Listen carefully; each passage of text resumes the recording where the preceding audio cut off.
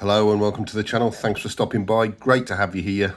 Today we're going to take a look at this watch, the Paulareis. I think that's how you say it, the Paulareis. Now, I couldn't find an actual model number for this particular watch, but let's be honest, it's obviously a homage to the Omega Seamaster that is used in a certain Bond film. So I'm just going to call it the Paulareis 007 for starters. So this is the watch, cost me £25 from AliExpress. I'll put a link in the description. Now that was with both straps. So you can get this on a Milanese or a NATO, or they do it with both together. And I got it on that particular deal. So I got both straps. I'll show you on both straps as we go through and on wrist. So let's take a look at what we get for the money. So what do you get for your £25, $30? Well, you get a mechanical watch, which I forgot to say at the beginning. So it is a mechanical watch. It's not a quartz watch. Now, decent size. So we've got 42mm in diameter. Then we've got a lug-to-lug of 46.8. So it's not large on the wrist at all. You can see it only just overlaps the bezel there. So anybody with a smaller wrist would probably do well with this watch.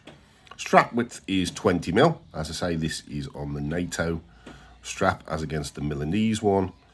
Thickness 12mm, so that's not thick at all really for a mechanical watch. And on the NATO strap it weighs in on 82 grams, so it's quite light. Yeah, quite light on the wrist, and it's also helped obviously by that shorter lug to lug. So the build of the watch is a coated alloy, which I don't think we would expect anything else really at this sort of price. It's got soft brushed sides, as you can see, round to the crown guards. Polished on the top of the lugs there, you can just see the polish there. And then we've got a chamfered edge bezel, which is also polished. So it's a mixture of the two. I'll be honest, I've seen better finishing on some of the watches, and I think it just let it down just a little bit with that. Now the crystal is domed hardlex. Gets a lot of light play. There's obviously no AR coating on it at this price. And that actually sometimes affects the readability of the watch. You can probably see from there that it can make it look very milky, the dial that is. I've got to mention the false helium escape valve just on the side there actually. But yeah, the hardlex, it makes it look a little milky, and the light play can cause a bit of an issue with readability. Crown, unsigned. It's a little stiff, but it's not too bad. I've had worse on watches. I say it's just a little stiff, especially on pushing it in. Just seems a little, probably just hit it. Yeah, it's a little stiff when you wind it as well. But one thing I couldn't find on this, actually, on the specifications, and I forgot to mention earlier, was the movement. I couldn't find it on any of the specs. I looked in several stores, and none of them listed what movement it was, so I can't tell you what movement it is.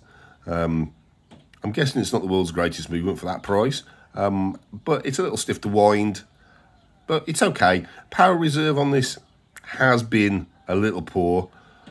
I've had this watch stop on me a couple of times when I've worn it, if I've been sat still for maybe a period of time, if I've been traveling or something like that. So I don't think it's got the greatest power reserve on it. Now dial wise, so we've got a soft matte black dial with looks like applied indices, circles at the 1, 2, 4, 5, 7, 8, 10 and 11, and then rectangles at the 3, 6 and 9 with a double rectangle at the top. Now to me, this is where the watch starts to look a little ropey, because those indices don't look the same colour to me. The circles look a slightly different colour to the rectangles. And also, I think you'll see that on the LUME as well when I show you the LUME. It doesn't seem evenly applied, and it is noticeable. I don't know if you can pick it up on here. The light's just gone a little gloomy. But yeah, it's not great at all. And I do think that makes it look not great quality, if I'm honest. Then we've got the Paulareis emblem printed on the dial with mechanical professional, and then underneath the pinion I believe it's automatic, and I think it says 300 meters, does it? Yeah, 300 meters. This doesn't have 300 meters worth of water resistance. It's 30 meters, so that's a bit naughty, really. Obviously trying to be something it's not. Yeah, I don't like that. I don't like that at all. Hands, we've got the split hands on the hour and the minute hands, which are nice. We've got a triangle at the end of the minute, and an hour is a little circle filled with LUME, and the seconds hands is this needle tipped in red with a lollipop, again filmed with LUME. I'll come on to the LUME just in a second, but we need to talk about this bezel. So the bezel, here we got LUME pip at the top. It's black, printed in the sort of soft orange colour. We've got the 10, 20, 30, 40, 50. And the bezel really is where this starts to look like not a great purchase. It's very stiff to move. Gets a nice click.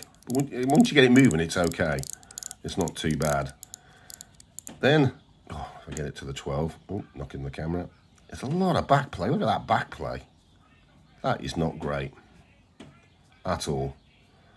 So again, not brilliant. And then we've got this bounce. And I saw this mentioned in some of the reviews on the store.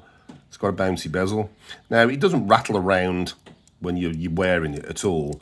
But if you do catch it, you will get that little flick. And even if I turn it, if I turn the 12 down to the 6, he says, I'm trying to do it, you still get the bounce. In fact, it's probably even worse.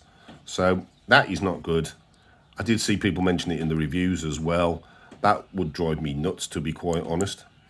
And just back to the LUME, I'll put the LUME up on the screen. I find the LUME uneven, not great, doesn't pass my 3 o'clock test. Can you read your watch at 3 o'clock in the morning? No, not at all. This has gone by midnight.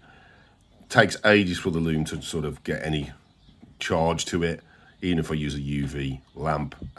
Yeah, it's poor. One of the worst I've got, to be quite honest. I wouldn't recommend it for that. Now, case back wise on here, I've just taken the NATO off. It is this etched, matte, well, brushed, stainless steel, screw on case back. Not a display case, which is a shame. However, that is true to the Amiga that this is pretending to be. It's that design on the back, obviously, with Amiga and some of the details on, which is a bit of a shame. So it's pretty boring onto the case back, to be honest. Now, strap-wise, this is the NATO strap. So this is the striped black and grey edged in this soft orange to match the dial. And it's really nice. It's long. It's quite stiff, but again, I think if I wore this a little bit, it would soften up. We've got Paulareis etched onto the top, on here as well, on the retainers, and it's a nice enough strap. I'll put this onto the Milanese now, and I'll show you that. So here is the watch on the Milanese band. I've popped that on. Not the best Milanese band in the world. I've seen worse, but there's much better. If you want a good example of a Milanese band, I'll put a link just up here to a Burney watch, the railway watch that had a Milanese band on it that came. That is a really good Milanese band. But this one, it's not too bad. You push it through, sorry, wrong way around. You push it through on here, you can just see the indentations where the little clip is meant to fit onto. I think I might even get it on the last one or just miss that to be able to wear it on my 8-inch wrist. But it certainly changes the style of the watch. So if you like the Milanese, you've got that, or the NATO. Personally, I prefer the NATO. So here it is on the NATO. Nice long NATO. I've got quite a bit of length there with several holes in. So I've got an 8-inch wrist, as I say.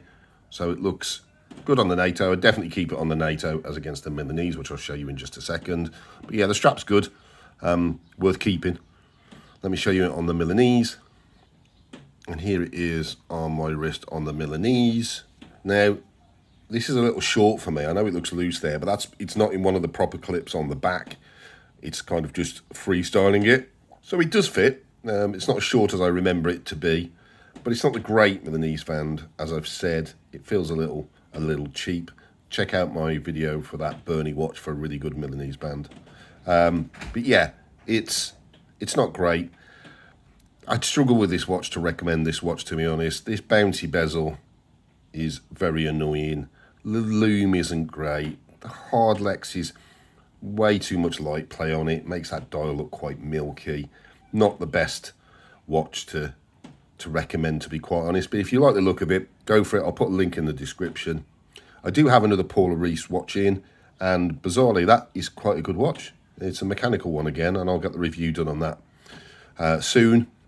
If this isn't your style of watch, this one might be something a bit different. I'll put a link to that video review up in the corner here. Thanks for watching.